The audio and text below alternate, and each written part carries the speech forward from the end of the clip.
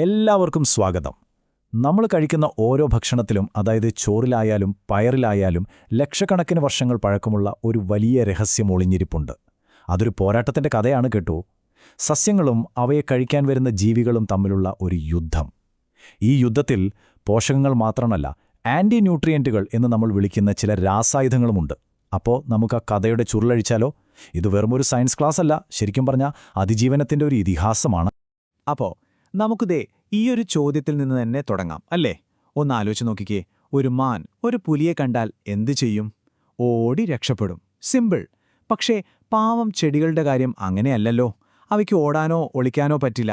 അപ്പോൾ തന്നെ തിന്നാൻ വരുന്ന ജീവികളിൽ നിന്ന് ഈ സസ്യങ്ങൾ എങ്ങനെയായിരിക്കും സ്വയം രക്ഷിക്കുന്നത്? ഈയൊരു ചോദ്യത്തിന്റെ ഉത്തരത്തിലാണ് നമ്മൾ ഇന്ന് സംസാരിക്കാൻ പോകുന്ന കാര്യങ്ങളുടെ എല്ലാം കാതലിരിക്കുന്നത്. അപ്പോൾ നമ്മുടെ ആദ്യത്തെ ഭാഗം ഇതാണ്: സസ്യങ്ങളുടെ സമരവും സഹവർത്തിത്വവും. ഇത് വെറുതെ ചെടികളെക്കുറിച്ചുള്ളൊരു കാര്യമല്ല കേട്ടോ, മറിച്ച് കോടിക്കണക്കിന് വർഷങ്ങളായി നമ്മുടെ ഭൂമിയിൽ നടക്കുന്നൊരു നിശബ്ദ യുദ്ധത്തിന്റെ കഥയാണ്. അവസാനം ഈ യുദ്ധം ഒരു തരം സമാധാന ഉടമ്പടിയിൽ എത്തിയതിനെക്കുറിച്ചും നമുക്കിതിൽ മനസ്സിലാക്കാം. അപ്പോ ഇതാണ് ശരിക്കും ആ ഒരു അടിസ്ഥാന പ്രശ്നം. നോക്കൂ, ഒരു സൈഡില് സസ്യങ്ങൾ. അവയുടെ ലക്ഷ്യമെന്താണ്? അതിജീവിക്കണം, തങ്ങളുടെ വിത്തുകളെയൊക്കെ സംരക്ഷിച്ച് വംശം നിലനിർത്തണം. ഇനി മറുഭാഗത്തോ സസ്യഹാരികളായ ജീവികൾ. അവരുടെ ലക്ഷ്യം സിമ്പിളാണ്: ഭക്ഷണം കണ്ടെത്തണം, അതിൽ നിന്ന് ഊർജ്ജവും പോഷകങ്ങളും നേടണം. അപ്പോൾ കണ്ടില്ലേ, ഒന്ന് രക്ഷപ്പെടാൻ നോക്കുന്നു, മറ്റേത് അതിനെ പിടികൂടാനും. ഈ രണ്ട് ലക്ഷ്യങ്ങളും തമ്മിലുള്ള ഒരു വടംവലിയിൽ നിന്നാണ് ശരിക്കും ഈ കഥയെല്ലാം തുടങ്ങുന്നത്. അപ്പോൾ ഈയൊരു പോരാട്ടത്തിൽ സസ്യങ്ങൾ ഉപയോഗിക്കുന്ന ആയുധങ്ങൾ എന്തൊക്കെയായിരിക്കും? അതാണ് നമ്മുടെ അടുത്ത വിഷയം: ആന്റി ന്യൂട്രിയന്റുകൾ. എന്താണ് ഈ സംഗതി എന്ന് നമുക്ക് കുറച്ചുകൂടി അടുത്ത് പരിചയപ്പെടാം. സയൻസിന്റെ ഭാഷയിൽ പറഞ്ഞാൽ ഇവയുടെ പേര് സെക്കൻഡറി മെറ്റബോളിറ്റുകൾ എന്നാണ്. അതായത് സസ്യങ്ങൾ അവയുടെ വളർച്ചയ്ക്ക് വേണ്ടിയല്ല, മറിച്ച് സ്വയം രക്ഷിക്കാൻ വേണ്ടി മാത്രമുണ്ടാക്കുന്ന ചില പ്രത്യേക കെമിക്കലുകളാണിത്. ഒരു ഉദാഹരണം പറഞ്ഞാൽ, ഒരു കോട്ടയ്ക്ക് ചുറ്റും കിടങ്ങ് കുഴിക്കുന്നതുപോലെ ശത്രുക്കളായ കീടങ്ങളെയും മൃഗങ്ങളെയും ഒക്കെ ഒന്ന് അകറ്റി നിർത്താനുള്ള ഒരു പ്രതിരോധ തന്ത്രം. അത്രയുള്ളൂ. Tannin, phytate, oxalate, lectin. ഈ പേരുകളൊക്കെ ചിലപ്പോൾ നിങ്ങൾ കേട്ടിട്ടുണ്ടാവും. ഇവയൊക്കെയാണ് ആ രാസായുധങ്ങളിൽ ചിലത്. ഓരോന്നിനും ഓരോ പണിയാണ്. ഇപ്പോൾ ഉദാഹരണത്തിന് നമ്മൾ ചായ കുടിക്കുമ്പോൾ ഒരു ചവർപ്പില്ലേ, അത് ടാനിനാണ്. ഈ കയ്പ് രുചി മൃഗങ്ങളെ അകറ്റി നിർത്തും. അതുപോലെ പയറിലൊക്കെയുള്ള ഫൈറ്റേറ്റുകൾ എന്ത് ചെയ്യുമെന്നോ?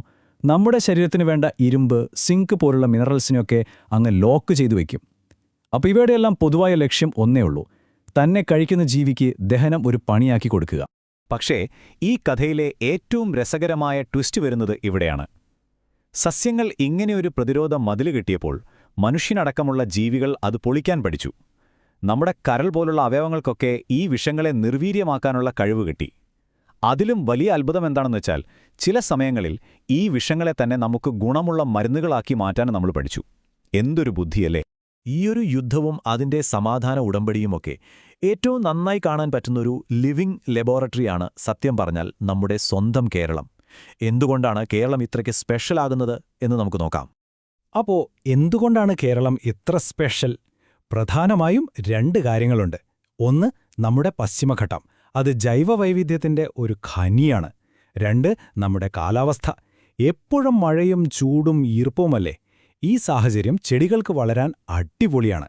പക്ഷെ ഒരു പ്രശ്നമുണ്ട്: കീടങ്ങൾക്കും രോഗങ്ങൾക്കും വളരാൻ ഇതിലും നല്ലൊരു സ്ഥലം വേറെ കിട്ടില്ല. അതുകൊണ്ട് ഇവിടെ അതിജീവിക്കണമെങ്കിൽ ഇവിടുത്തെ ചെടികൾക്ക് കുറച്ചുകൂടി കട്ടയ്ക്ക് നിൽക്കണം.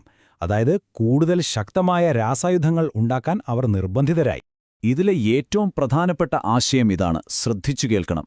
ചുറ്റുപാടുകൾ എത്രത്തോളം കഠിനമാകുന്നു, കീടങ്ങളുടെ ശല്യം എത്ര കൂടുന്നു, അത്രത്തോളം കെമിക്കൽ ഇന്റലിജൻസ്, അതായത് രാസപരമായ ബുദ്ധി, ഈ സസ്യങ്ങൾ വികസിപ്പിച്ചെടുക്കും. അതുകൊണ്ടുതന്നെ നമ്മുടെ കേരളത്തിലെ ചെടികൾ അവര് വേറെ ലെവലാണ്, അതിശക്തരാണ്. അപ്പോൾ നിങ്ങൾക്കൊരു സംശയം തോന്നാം: ഇത്രയധികം കെമിക്കലുകളുള്ള ചെടികളുടെ ഇടയ്ക്ക് നമ്മുടെയൊക്കെ പൂർവികർ എങ്ങനെയാണ് ജീവിച്ചത്? അവിടെയാണ് മനുഷ്യന്റെ ആ പരമ്പരാഗത അറിവ് ഒരു ഹീറോയെപ്പോലെ വരുന്നത്. വിഷത്തെ മരുന്നാക്കി മാറ്റിയ ആ ജ്ഞാനത്തെക്കുറിച്ചാണ് നമ്മൾ ഇനി സംസാരിക്കാൻ പോകുന്നത്. നമ്മളിന്ന് അടുക്കളയിൽ വളരെ നിസ്സാരമായി ചെയ്യുന്ന പല കാര്യങ്ങളിലെ അതിൻ്റെയൊക്കെ പിന്നിൽ വലിയൊരു സയൻസ് ഉണ്ട്. ഉദാഹരണത്തിന്, നമ്മൾ പയറൊക്കെ കറി വയ്ക്കുന്നതിന് മുൻപ് വെള്ളത്തിൽ കുതിർത്ത് വയ്ക്കില്ലേ? അത് ചെയ്യുമ്പോൾ ഈ ഫൈറ്റേറ്റുകൾ പോലത്തെ ആന്റി ന്യൂട്രിയന്റുകളുടെ അളവ് കുറയും. അതുപോലെ ധാന്യങ്ങൾ മുളപ്പിക്കുമ്പോൾ അതിലെ പോഷകങ്ങൾ നമുക്ക് എളുപ്പത്തിൽ കിട്ടും.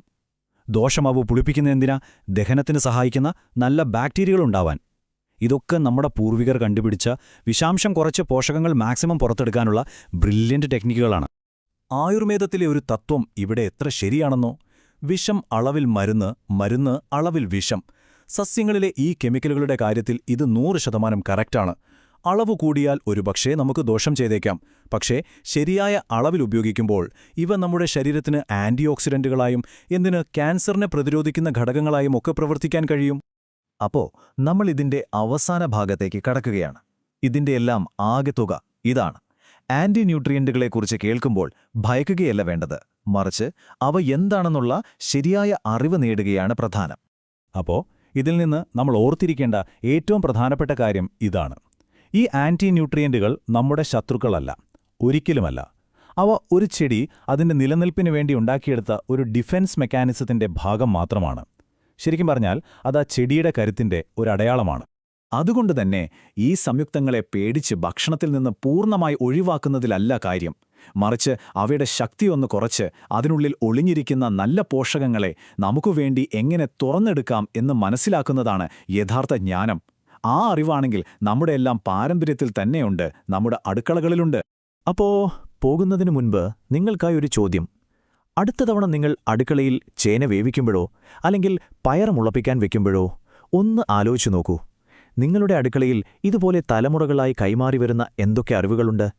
കാരണം ഓർക്കുക, ഈ ലക്ഷക്കണക്കിന് വർഷം പഴക്കമുള്ള പോരാട്ടത്തിന്റെ കഥയിലെ ഇന്നത്തെ കണ്ണികളാണ് നമ്മൾ ഓരോരുത്തരും.